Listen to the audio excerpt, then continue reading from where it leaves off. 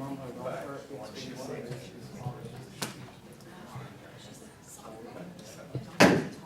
right, we will call to order the Board of Education regular meeting. It's Monday, March 9th at 6 p.m. The Board of Education makes available at least one current copy of the Open Meetings Act, which is posted on the west wall of the meeting room and accessible to members of the public. Will you please stand and recite the Pledge of Allegiance with me?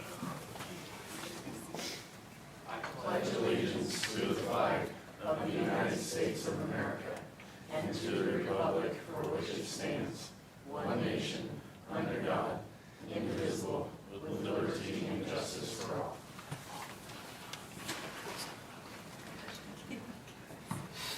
Okay, we will start with the consent agenda. Do I have a motion, please?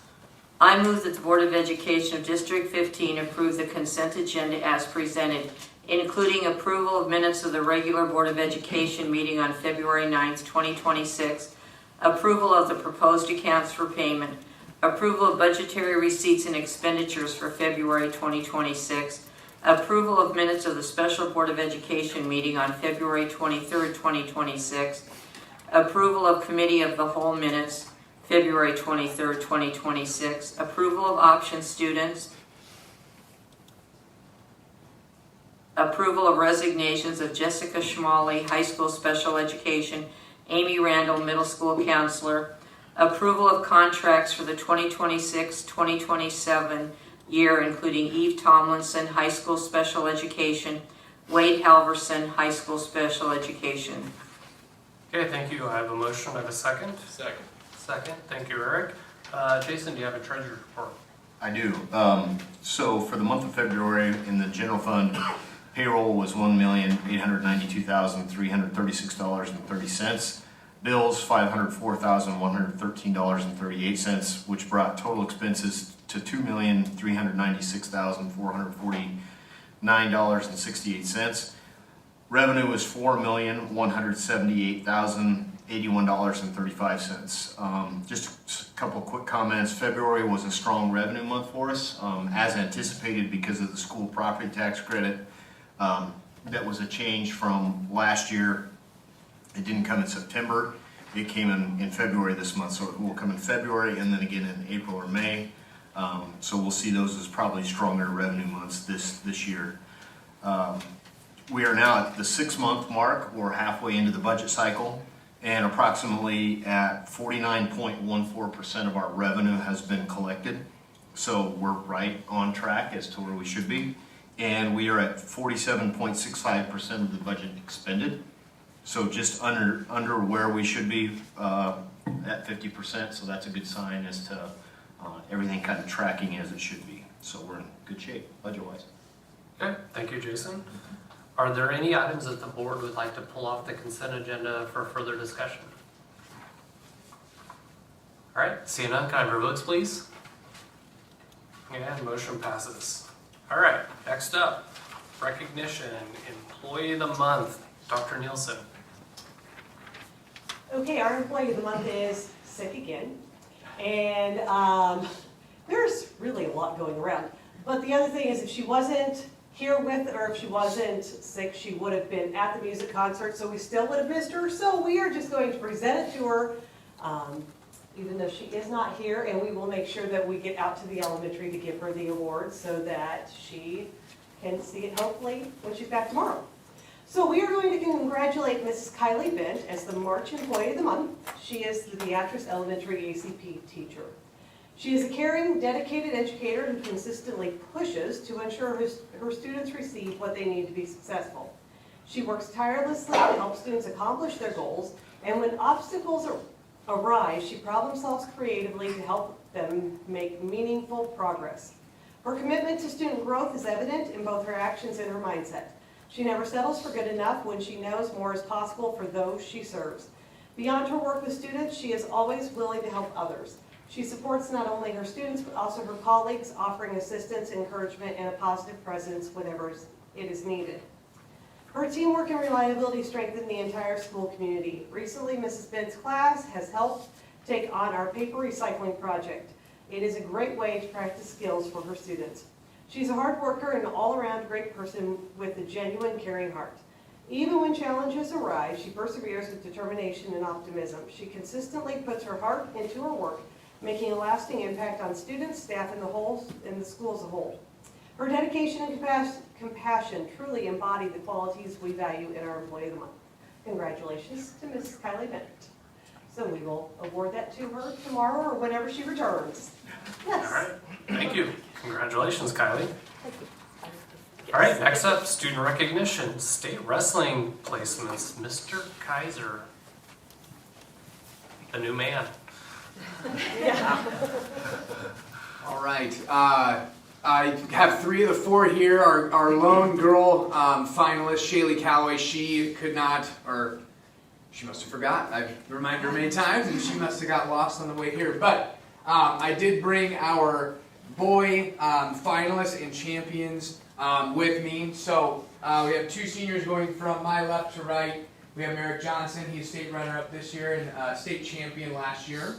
And Cole Carlin, he 4-time medalist and state champion this year. And we have Carson Hanshaw, who he's the pup. He's a freshman, but got on top of the podium as a champion this year. So a couple things between our seniors here. There's over 300 wins on the wrestling mat, which is pretty cool, and 7 medals between the 2 of them. So a lot of accomplishments for them. And Carson, he's got a lot to look up to with those guys, and looking for more. So pretty cool season for them. All right, congratulations, gentlemen. It was fun to watch.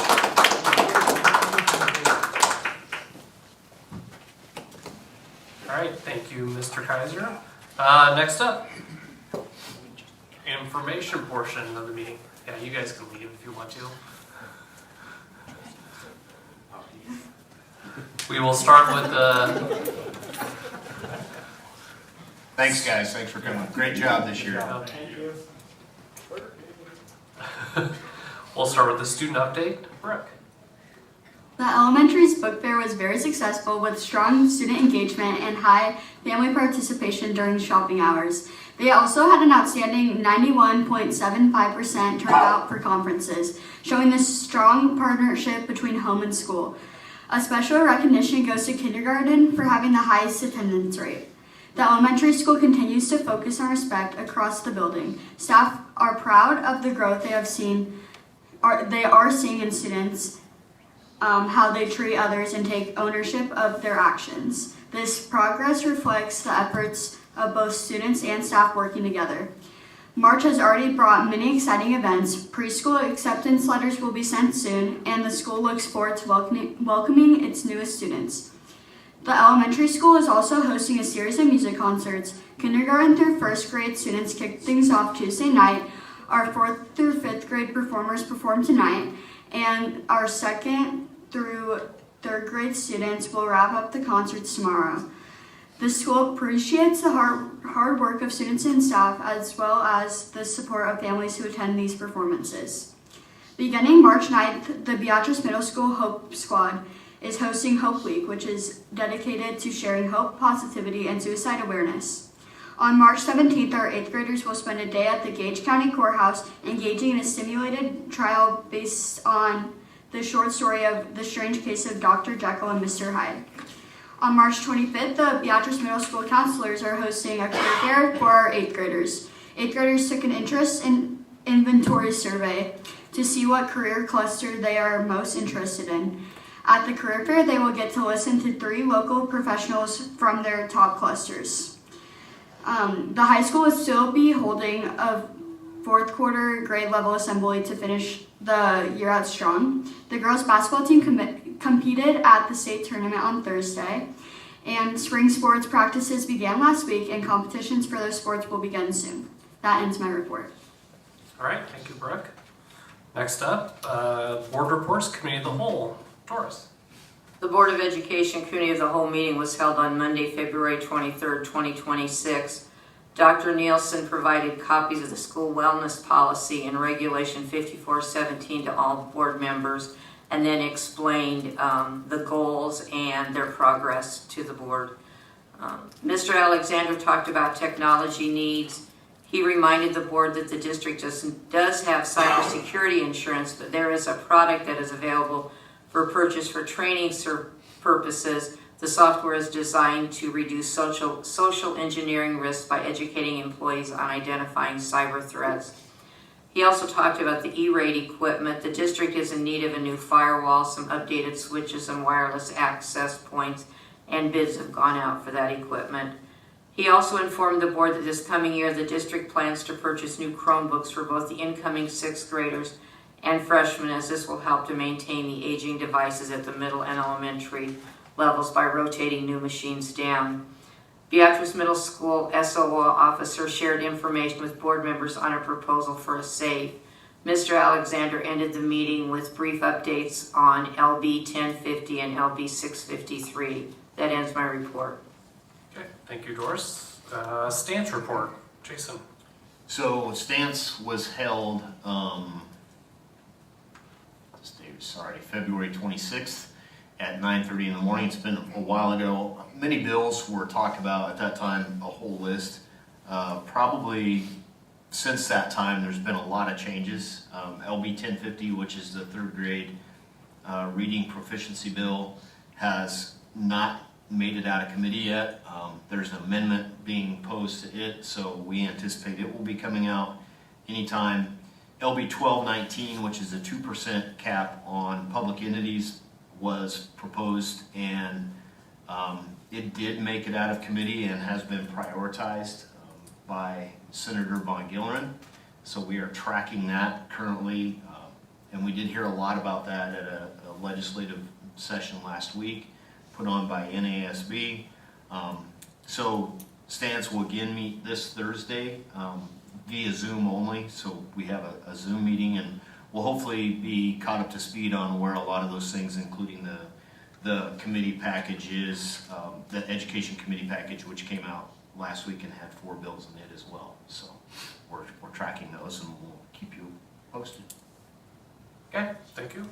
Next up is the time for public forum comments. I did not receive any requests to speak, so we will move on to the discussion portion, which we will start with the first reading of policy and regulation 4265, classified evaluation. Dr. Nielsen. Perfect. Good evening. We are spending time looking at our evaluation tools and making sure that they meet our needs and meet the needs of our staff members.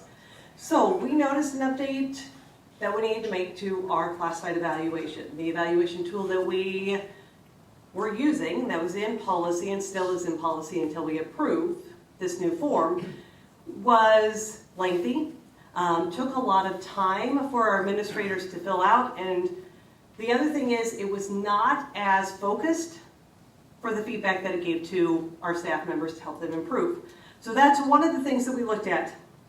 We want to also take time to place this tool online, because currently it is in either a PDF or a Word document, so everything is done there. You have to have a paper trail, and then we have to make sure it gets down to central office so we can get it put into the employee's folder.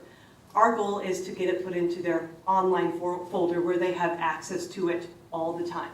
So a couple of the changes that we are making, you have in Spark, there is a copy of the red line version to it. So you will notice in the policy, the piece that we just added is that we're making it electronic. So it will not be a paper copy that will be kept down here. It'll be in their electronic portfolio. The other thing, the regulation is where we updated the tool.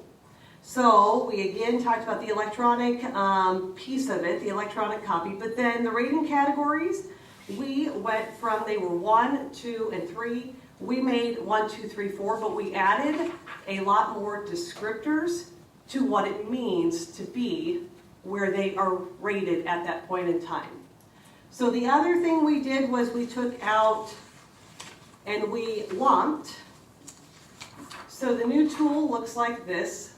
You have, this section is all about professionalism. You have your objectives, and then you rate on the objectives, and then you write down comments about relating to professionalism. They have an area for work responsibilities. You do the same thing, rate the indicators, and then write comments about the work responsibilities, and then teamwork. So those are the 3 areas that we've lumped all of these indicators into and made them more concise so that they provide more feedback to our staff. So the other part that we have added, because it is electronic, we could end up to where you just send it to someone and then they send it back. But we have added a piece in there where we still expect that face-to-face interaction, that face-to-face discussion, because we believe that is a strong part of the evaluation process. So there is a place in there where they have to identify the date and the time that they will be meeting with the employee, and then meet with them, provide feedback, and then finalize it. So our goal is to bring this to the committee of the whole just for additional discussion, and then to have it be approved at the April board meeting so that we can get it right into implementation. If you would like to see it, it is on Spark, but if you don't want to go to Spark, just email me, I'll send you a copy of it. Are there any questions? Okay, thank you. All right, thank you. All right, next up, the action portion, we will start with approval of purchase of student Chromebooks. Do I have a motion, please? I move that the Board of Education of District 15 approve the quote from Sterling for the purchase of student Chromebooks for a total cost of $119,816.55. All right, do I have a motion? Do I have a second? Second. Second by Eric. Any more discussion on this, Mr. Alexander? Just as a quick reminder and update, from the Cal meeting, these are Chromebooks that we'll be utilizing in the freshman level and 6th grade level, just refurbishing and updating. We did get a little better quote than what we anticipated at the Cal meeting. I told you we thought they'd be somewhere around $450 a piece. We got them for $380.37 a piece, so a little less expensive than what we anticipated. For 315 total Chromebooks, Ryan is going to work on getting that down even a little bit more, so that price could be even a little less than what you see there, but that's the quote that we got as of Friday. Okay. Any more questions for Jason on the Chromebooks? All right, seeing none, can I have your votes, please? Motion passes. All right, next up, acceptance of E-rate funding. Do I have a motion, please? I move that the Board of Education of District 15 accept Category 2 E-rate funds of $372,702.93 over a 5-year cycle for technology upgrades consisting of Security for Me and cybersecurity software, network switches, firewall upgrades, and wireless access points. Okay, I have a motion. Do I have a second? Second. Second by Eric. Anything to add to that, Jason? Just if you're wondering why we're not including Chromebooks in that, is because with the E-rate funding, there's just stipulations around what you can use it for, and it's typically connectivity to internet or anything that has to do with internet. It can't be used for devices outside of switches or things like that actually transmit the internet. So that's why Chromebooks aren't included. But we do have a list of things there that we will be using it for, that we talked about at the committee of the whole meeting. Firewall upgrade, wireless equipment, access points, and also the cybersecurity for Me software and training. In talking with Ryan today, he was also able to secure some of those things for less than what he originally thought in the quotes that I gave you. So we'll have more that we'll be able to access, and remember that's an 80-20. So the E-rate can pay for up to 80% of it, and we have to pay for 20% of it through district funds. So what you're approving is to agree to accept the E-rate and then pay for the 20% as well. That was giving me my question to explain more what the E-rate is, but that's... So 80% of the 372 is reimbursed, and then we are only on the hook for 20%? Yep. Okay. All right, any more questions for Jason on the E-rate funding? All right, seeing none, can I have your votes, please? And motion passes. Next up, discuss, consider, and take all necessary action to approve a bid for installation of an HVAC system at the middle school gym. Do I have a motion, please? I move that the Board of Education of District 15 approve the low bid from Prairie Mechanical of $308,633 to install the HVAC system in the middle school gym. I have a motion. Do I have a second? Second. Second by Eric. And Jason. So, just kind of a quick timeline to hit the highlights for you. We had ETI, as you know, come and take a look at the system and what can be done and draw a diagram, specifications as to what needed to be put into the actual system in order to make it cool the middle school gym. They came and did that, put those specs out, and we put a bid notice in the paper that went out February 11th. We had 3 companies come and look. We did have some other companies that expressed interest online, but then never submitted a bid. We had 3 different companies submit bids: Prairie Mechanical, Beatrice Mechanical, and Casper's Construction. So we had a pre-bid meeting February 19th. We had sealed bids due March 5th at 2 p.m. We opened the sealed bids here in this room. Mr. Hakey, Mark McAllister, and the 3 companies were all present at that meeting. And the 3 companies bid on the project ranging from $308,633, which was the low bid, to the high bid, which was $340,135. Prairie Mechanical represented the low bid, which is the recommendation. So they will try and get some subcontract with the electrical and cement through the other guys that were some local people that were here in town to try and keep as much local as they possibly can, but that's how it all shook out. It's a little higher than what we had thought it would be. I originally thought it would be in the $275,000 range. The reason it was a little higher is just because the way that it comes through and stretches across the gym probably was a little longer than what I thought it would have to be as well. So the actual equipment's going to be more than what we anticipated, and then hooking into the gas line is going to take a little longer gas run than what we originally thought. So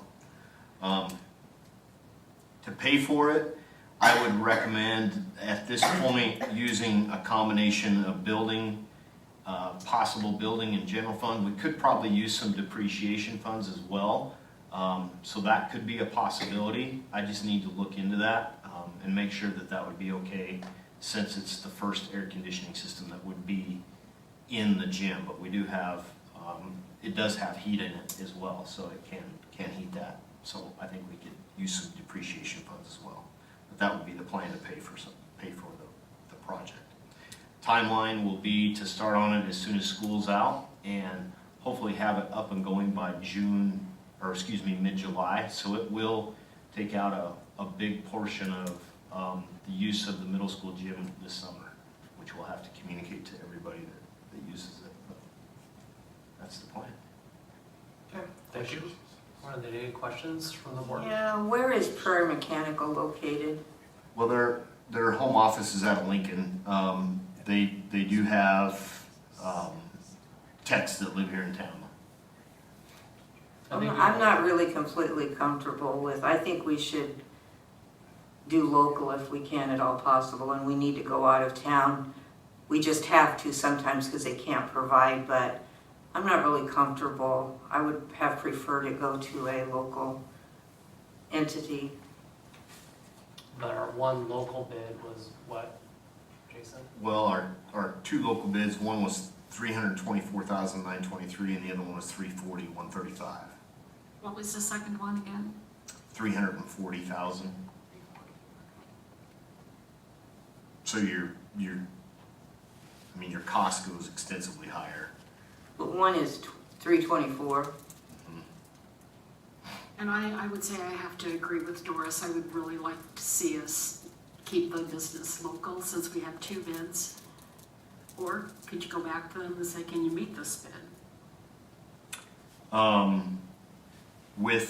With the bids being open publicly, probably not. Okay. It's a sealed bid process for that Right. reason. That wouldn't be fair.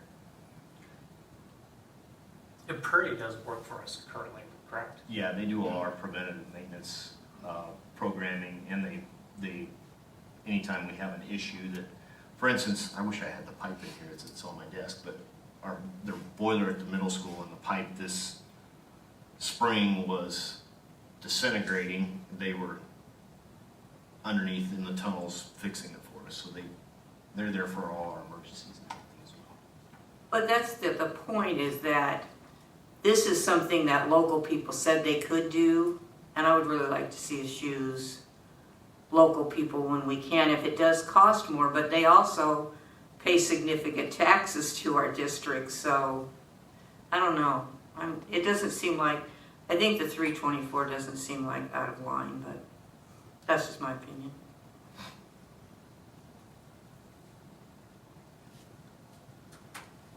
Any other questions, comments? Are we required to take the low bid? You're not required to, no. It's just a matter of, do you want to pay more, and that's up to you. I would assume all of the bids were reviewed and all specs were the same, correct?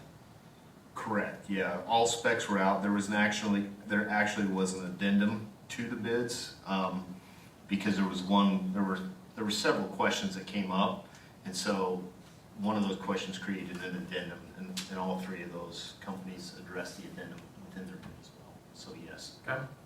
And completion time be about the same?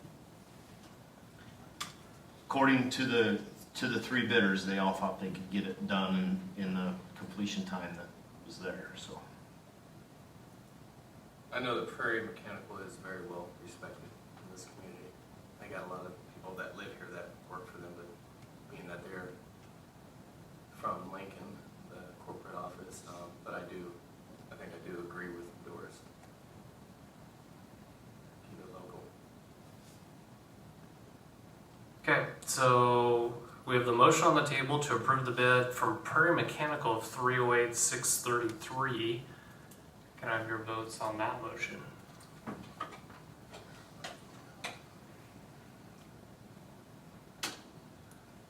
And motion was not accepted. So do we have a second motion for it? I move that the Board of Education of District 15 approve the low bid from, wouldn't be the low bid. the middle bid from Casper's Construction of $324,923 to install the HVAC system in the middle school gym. Okay, we have a secondary motion for the next bid of $324,000. Do we have a second? Second. Second by Eric. Any more discussion on that? Seeing none, can I have your votes, please? And that motion passes. All right, so we will award the bid to Casper's Construction for $324,000 and some odd dollars there. $923. Okay. Thank you. Good discussion on that. Next up is the Beatrice Police Department and SOR request. Do I have a motion, please? I move that the Board of Education of District 15 approve the use of a gun safe at both Beatrice Middle School and Beatrice High School for school resource officer purposes. All right, I have a motion. Do I have a second? Second. Second by Eric. Discussion on this topic. I know we discussed at the committee of the whole meeting. Jason, do you want to add any further? I really don't have a lot more to add outside of this. Is just the request that came to us from the Beatrice Police Department and our SROs, and feeling that this particular safe, these safes, we do have one at the high school already. So just to clarify, from the Cal meeting, I think that was said, but it was skipped over pretty quick. There's already one at the high school. It's not currently being used to house anything, but what the SROs would like to be able to use that for is to keep the long gun in that safe. So in the event of, God forbid, an emergency that would require it, it would be handy for them right there in the school to be able to go get it versus out in a vehicle or across the street like at the middle school, to go get the gun out of the vehicle. So that's what the request is, and I'm open to suggestions, discussion. All right. Discussion on this topic. Gun safes. There was a lot of discussion that people brought to my attention, and I think it needs to be understood that the reasoning why this is necessary is because in this ever-changing world, we can't have our first responders in that school be outgunned. And unfortunately, that's how it is today. You only have so many rounds, and you have your sidearm. Unfortunately, when you may have someone in the school that is, then they have more firepower. And I hate talking about this, and unfortunately, that's the world that we're living in today. But we can't have them under-resourced. They got to be prepared. My only concern is that when they're not near that safe and they're on the other side of the school, that's my only concern. Where, how do they respond? It's a split-second decision where they're going to have to choose to go back, radioed in, or whatever the case. But I'm glad to see that it's mentioning the high school too, because that was my main concern. Like, if we're going to do it, let's do it right. And let's give them what they need to protect our kids, and that's why I will be voting yes for this tonight. Well, I would agree with Eric. I think, there's, especially Officer Roush, I think was her name, the SRO at the middle school, brought up the question that's came up. It's like, well, the middle school's right beside the police department. Well, but she can't leave. If there's an active shooter, she's not gonna go run across the street or across the alley. Sorry. Same thing at the high school with Officer Rue. Yes, she may have something in her car, but again, that's leaving the building to go out. And when seconds definitely count, but yes, there's still that potential that they may not be able to get to their office where the safes are and so forth, but at least there's an opportunity that's available. God forbid there's ever that circumstance that comes up. And yeah, they all carry sidearms, but it's limited, ammunition with them, and we would just hate to see that if we make a decision not to allow them and then something happens, then I hate to say this, it kind of comes back on us at that point. So I would agree with the purchase of these safes.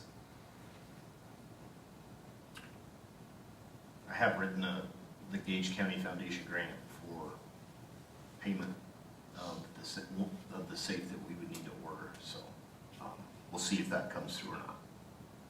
There's currently one in high school. Is that correct? Is that up to date, like up to speed, like what they want? To my understanding, it is. If it's not, then we can definitely look at replacing it. It needs to be bolted down and bolted to the wall. That's the only piece that it would need to be if it is at the quality that we want it. Okay, any more comments around this subject? All right, seeing none, can I have your votes, please? And motion passes. All right, next up, Administrator's Report. Mr. Alexander.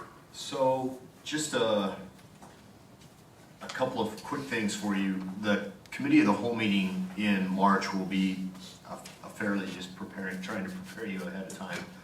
We'll have quite an agenda with it.